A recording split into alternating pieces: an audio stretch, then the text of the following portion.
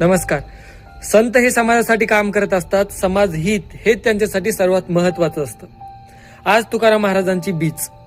तुकाराम महाराज असं म्हणतात की राहो आता हेची ध्यान, डोळा मन लंपट, कोंड कोंडून धरी येले, देह भावे पूजिन, होईल येणे कळसा आले, स्थिरावले अंतरी, तुका म्हणे गोजिरिया, विठोबा पाया पडू द्या.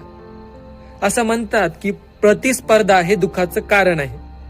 एखाद्याने ही गोष्ट घेतली म्हणजे मलाही ती गोष्ट मिळावी, असं केल्यानंतर आपण काय करतो, त्याचा विचार करतो, स्वतःचा विचार करत नाहीत. तुकाराम महाराज म्हणतात की राहो आता हेची ध्यान.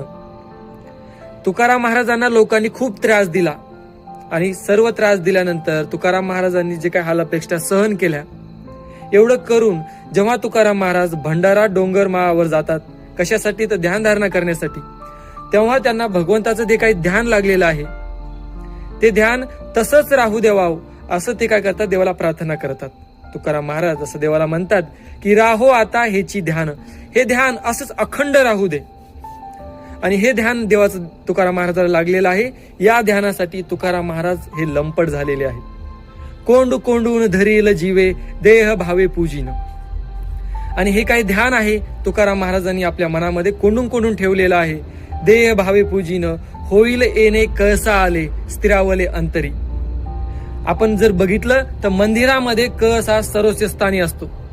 जेव्हा भगवंताचं ध्यान हे मनामध्ये कोंडून कोंडून ठेवलं तुकाराम महाराजांनी, तर जीवन हे त्या ध्यानाप्रमाणे कळसाला येईल. तुकाराम महाराज असं म्हणतात की हे गोजीरवाण्या देवा, मला तुझ्या पाया पडू दे, तुझ्या समोर नतमस्तक होऊ दे.